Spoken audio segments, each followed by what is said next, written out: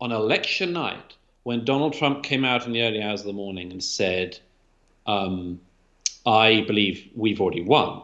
We've won. As far as I'm concerned, he said. I gasped. I thought, oh, hell.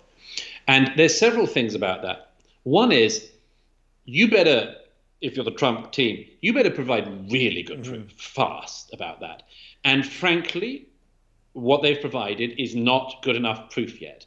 They have been providing some things that sound to me like they are conspiracy theories unless they've got a lot of stuff to come. I hope that for their sake, they've got a lot of stuff to come, or there are a lot of reputations that are being trashed all the time.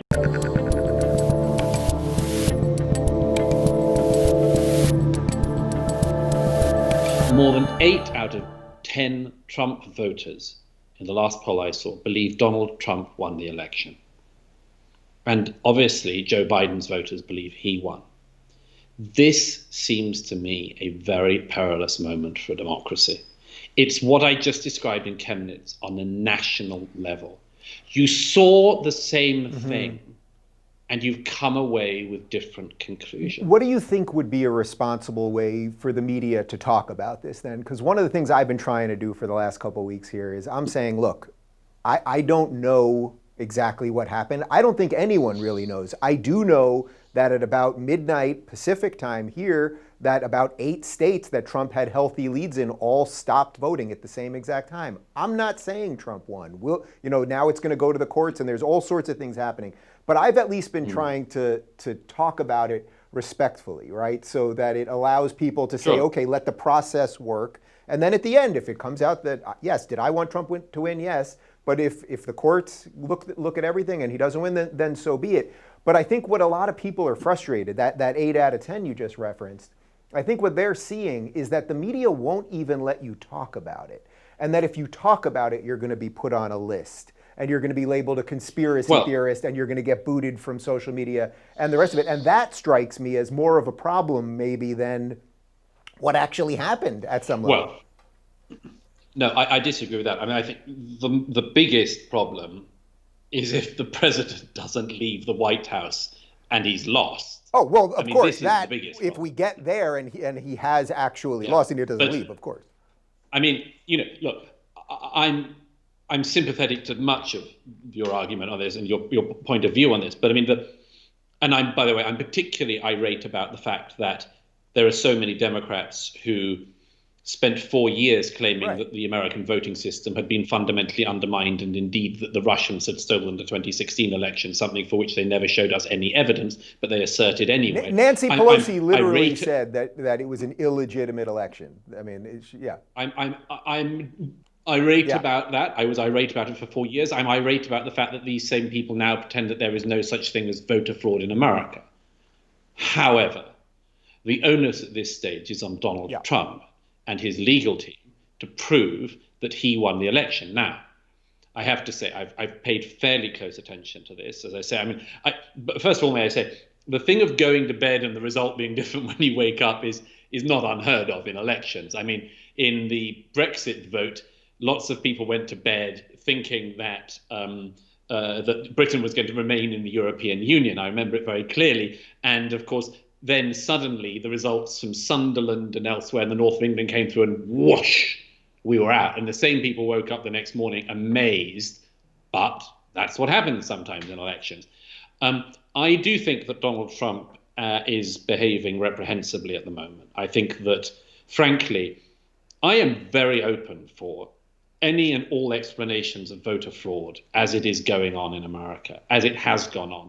I think whoever is president on January the 20th, rather, as a point of absolute urgency, should put together a bipartisan, non-partisan, cross-partisan team to look into voter fraud, specifically mail-in voter fraud in the United States of America. You cannot have another election after this one, which would be a third in a row, where people didn't believe the results if they lost. So it seems to me to be a real point of urgency, this.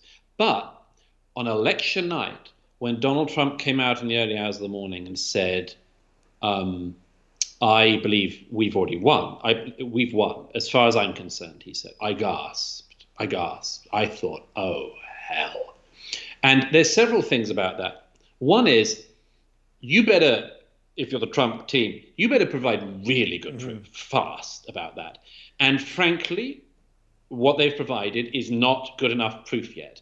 They have been providing some things that sound to me like they are conspiracy theories unless they've got a lot of stuff to come. I hope that for their sake they've got a lot of stuff to come, or there are a lot of reputations that are being trashed all the time. Well, that's what I've said from B1. It's like Sidney Powell, she's either self-immolating in front of us, or she's about to break the greatest story in the history of modern times. It's one or the other, right? Yeah.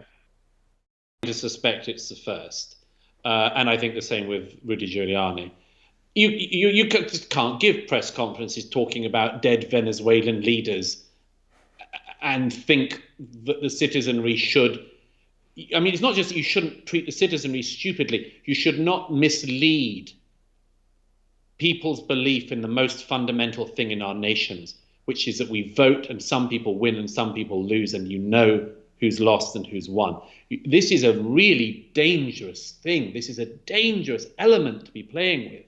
And I worry deeply about the consequences of this. But another thing to point out about this is that, everyone has to lose sometimes. I remember Michael Barone saying this to some conservative gathering I was once at many years ago. I think when Obama won, Michael Barone said, you have to lose sometimes. The evidence so far seems to be that the Republican nominee for the presidency lost this time. Now, here's the kicker, if I may say so.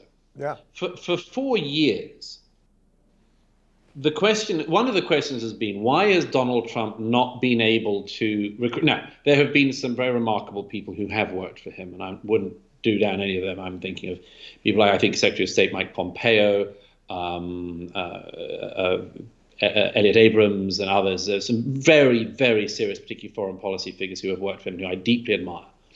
But there has been a question throughout the Trump presidency. Why can he not appear to get more people working with him, more experienced people working for him, older hands, more trusted figures, some non-family would be nice, and so on and so forth? What is the explanation? And it's one of those political questions that ends up answering itself. It's because everyone worried that at the end of the run, he would pull some crap like this. Mm-hmm. That was why. I spoke to a lot of people in recent years in America and said to them, and American friends, and said, would you consider taking this post? Why don't you consider taking that role? And I always noticed, and some of them, early on, and I would say, he's got 4 years in office. It's not nothing to be at whatever position was being discussed.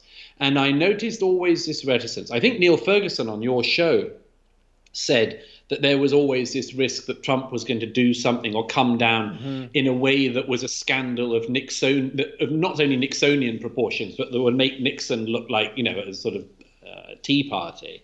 No, Tea Party means something else. That means something else to us. Not a British Tea Party. Well, yeah. A British Tea Party of another sort. Cakewalk.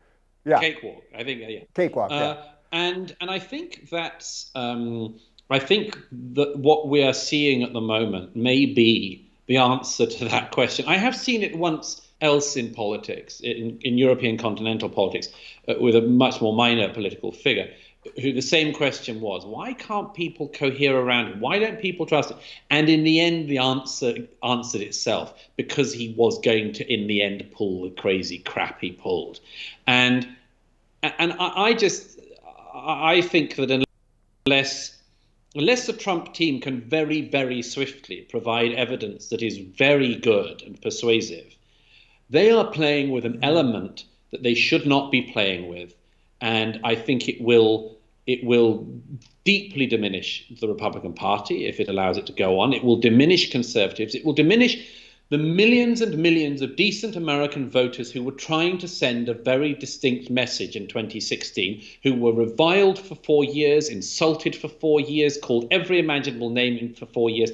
It will further demoralize them and weaken them. I hope I hope if he has something, it comes out fast. Yeah. By the way, Douglas, while I'm obviously sympathetic to the campaign and I wanted him to win, I'm completely with you on that. It's like if there isn't anything there and they've truly done something here that was to destroy the system or completely erode trust or anything else, yeah, then it's almost the most dangerous thing. Well, I guess it would be the second most dangerous thing, compared to actually rigging the election. So, we'll find out over the next couple of weeks. If the Democrats did actually rig the election, then it is indeed it is the most appalling crime against American democracy, and there should be such a thorough investigation, and so many people going to prison. It would be the scandal of our lifetimes. But if it isn't the case, then it is also a great scandal, because you cannot lie to the citizenry about this. I mean, I'm very open to the argument of, 4 years ago, Hillary Clinton didn't really admit that she lost the election and spent years pretending she had only lost the election because of the Russians and something to do with a bot on Facebook. Look, I thought that was contemptible. I think Hillary Clinton was again playing with fire. To do her the one piece of credit that one can do, at least she didn't actually tunnel into the Oval Office and barricade herself in it after the election in 2016. It's the one thing Hillary Clinton has going for her. If you're looking for more honest and thoughtful conversations about politics instead of nonstop yelling, check out our politics playlist. And if you want to watch full interviews on a variety of topics, watch our full episode playlist all right over here. And to get notified of all future videos, be sure to subscribe and click the notification bell.